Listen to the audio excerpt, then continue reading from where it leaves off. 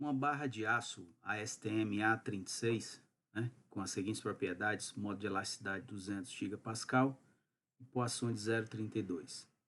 Tem as dimensões mostradas na figura ao lado.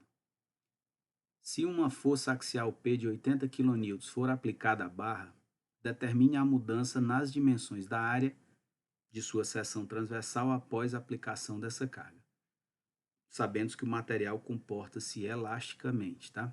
Então, o que é que significa dizer que o material comporta-se elasticamente? O que a gente discutiu em sala de aula é que significa dizer que o material não entrou no regime de plastificação, não escoou, tá? Não atingiu ali o limite de escoamento, tá certo? Então, as propriedades elásticas, o modo de elasticidade, é o que vai ditar o comportamento mecânico do material. Então, vamos lá. O que a gente precisa aí de informação preliminar, tá? Toda vida que a gente tem uma força e quer falar de tensão, deformação, a gente precisa de calcular, né? Precisa da área para obter essas tensões. Eu tenho uma força aplicada sobre uma área, eu preciso saber qual é essa área para calcular a tensão. Então, a área da seção transversal dessa barra aí é muito simples, 100 por 50, né? São as dimensões dela. O modo de elasticidade é dito aí nas informações, que é 200 GPa, e o Poisson de 0,32, tá? Lembrando aí que o coeficiente Poisson nada mais é do que a relação entre a deformação transversal sobre a deformação longitudinal, ou seja, menos εt dividido por εl, tá certo?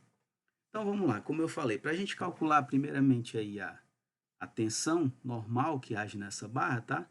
É muito simples pela própria definição de tensão normal, que é a força dividido pela área, tá? Se eu pegar a força de 80 kN ou 80 é a 4 dividido pela área da seção transversal, tá? Que é 5.000 milímetros quadrados, 5 é a terceira, 5 vezes 10 é a terceira.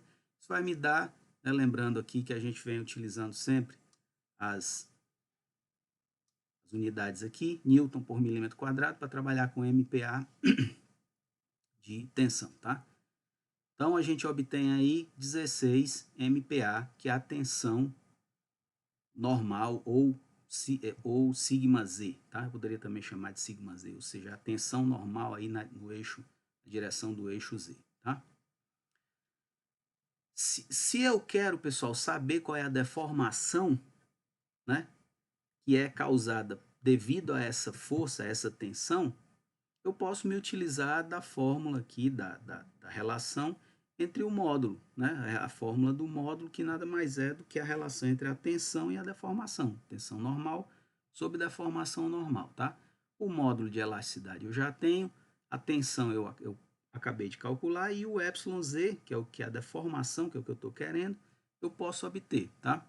Se eu jogar todo mundo nessa fórmula aqui, os valores que eu calculei, os que foram dados no problema, eu vou obter aí uma deformação z, né, na direção de z, deformação normal, igual a 80 vezes 10 a menos 6, tá? Lembrando que a deformação não tem unidade, é adimensional, mas às vezes vocês podem encontrar nos livros relações como milímetro por milímetro, polegada por polegada, tá? Lembrando que isso não é unidade, é só para dizer quais foram as unidades que você trabalhou originalmente, tá? A gente obteve aí primeiro a deformação, né, na direção da força, né, da deformação normal, tá? Eu sei, pessoal, né, que os materiais que a gente trabalha comumente, eles são isotrópicos, tá? Se não fosse a questão teria me dito quais eram os poissons nas diferentes direções. Como não falou nada, eu vou assumir que esse material é isotrópico, ou seja, que essa força, né, essa força P aplicada, ela vai causar uma deformação no eixo X, que é igual à deformação no eixo Y, tá? Esse material ele tem essa isotropia, ou seja, as propriedades são iguais em diferentes direções, tá? Então vamos lá.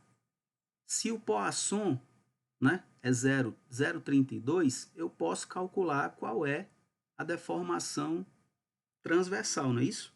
pela própria definição aqui do coeficiente de Poisson, eu tenho o coeficiente de Poisson e acabei de calcular a deformação longitudinal. Então, eu posso obter, tá, a deformação transversal, que é isso que eu vou fazer agora, tá? 0,32 é igual a menos, né? Lembrando do menos da fórmula aí, εx dividido pela deformação longitudinal que eu acabei de calcular, que é o εz. Isso vai me dar um εx aí de menos 2,56 vezes 10 a menos 5, tá? Essa é a deformação em x, que é a mesma de y, tá? εx e εy são a mesma coisa. Mas isso é deformação, tá, pessoal? Ele está pedindo qual foi o aumento, né? As dimensões finais, tá certo? Para isso, eu tenho que calcular aqui o delta, tá? Calcular o delta em cada direção, ou seja, o quanto ele aumentou ou diminuiu em relação à dimensão original, tá certo? Então, isso aqui vem da própria definição de que é deformação, tá? Deformação é o delta, né?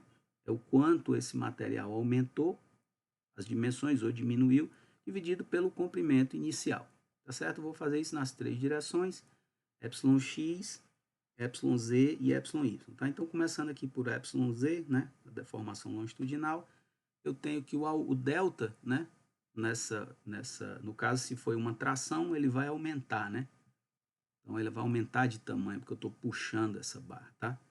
Então, esse ΔZ, se eu jogar aqui nessa fórmula, eu vou obter aqui um valor de, né? Ele é o εz vezes o comprimento da barra, comprimento inicial da barra, que era 1,5 m, tá? 1,5 é a terceira milímetros, tá? Para manter aqui as nossas unidades.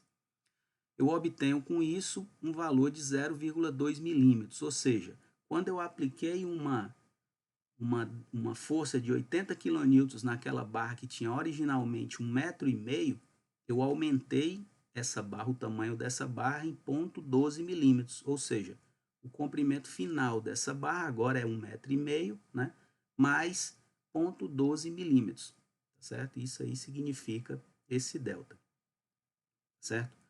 Agora para o εx, o que é que acontece quando a tensão de tração ela ocasiona uma estricção, uma diminuição na seção transversal, não é isso? Porque eu estou puxando, as dimensões em x e em y vão diminuir, tá certo? Lembrando aqui do sinalzinho. Então, o que é que eu tenho? Eu tenho o epsilon, x agora, a mesma fórmula, é o delta x sobre o comprimento inicial, que era 100 milímetros, tá? O delta x, que a gente calculou, menos 2,56 vezes 10 a menos 5, vezes 100, vai me dar aí um delta x de menos 2,56 a menos 3. Esse menos quer dizer o quê, pessoal? Que o material diminuiu.